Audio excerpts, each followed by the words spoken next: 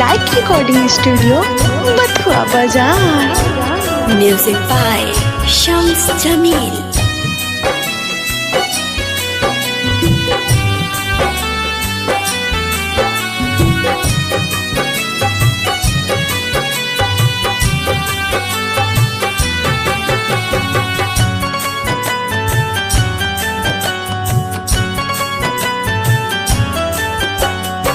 परवरदिगार आलम परवरदिगार आलम परवरदिगार आलम बस इतने तू करम कर दा मजहब में बैर ना रहे इतने तू रहम कर दा मजहब में बैर ना रहे इतने तू रहम कर दा परवरदिगार आलम परवरदिगार आलम बस इतने तू करम कर दा मजहब में बैर ना रहे इतने तू रहम कर दा मजहब में बैर ना रहे इतने तू रहम कर दा।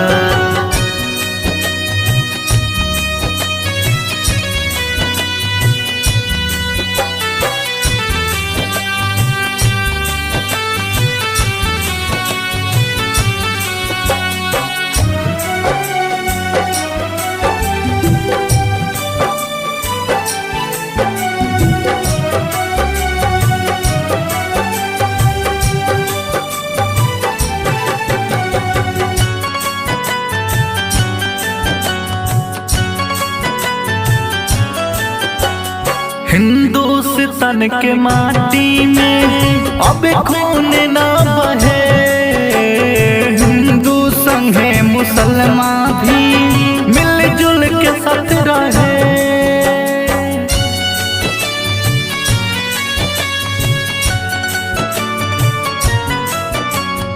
हिंदुस्तान के माटी में अब खून ना बहे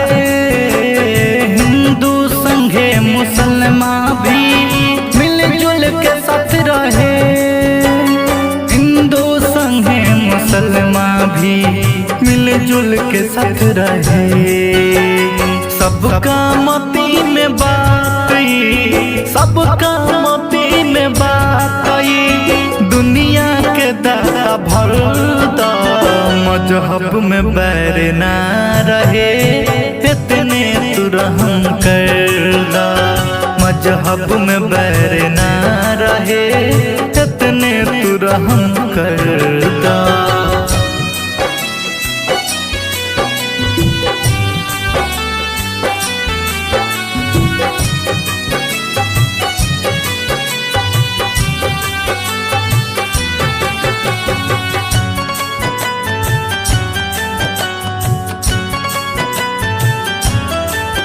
इंसान ही इंसान के दुश्मन हो गइल बा माफी दया भुला के सब लालच में खो गइल बा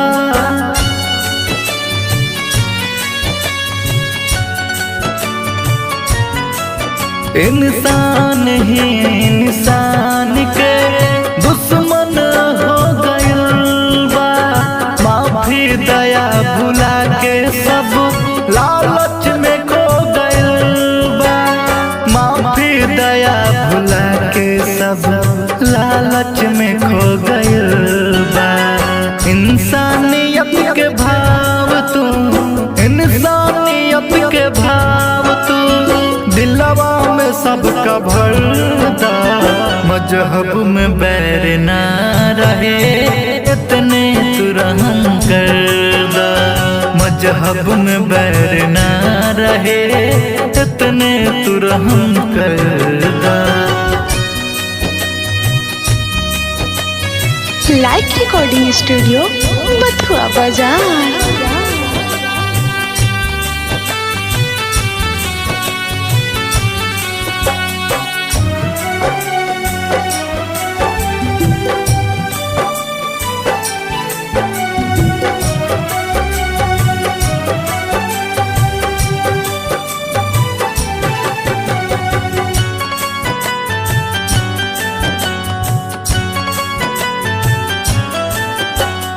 करला दुआ कबूल खुदा बेटवा आशीष राज के पिंकू बाबा के तनी का सुन लो तू आवाज के।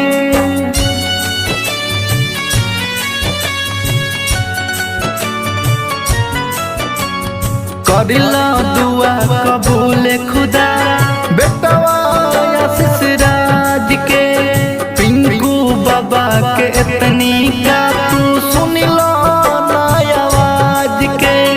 पिंकू बाबा या अजहर के तू सुन लो तनिका आवाज के। सबका में प्रेम भाईचारा, सबका में प्रेम भाईचारा, सबका में तू संवरदा।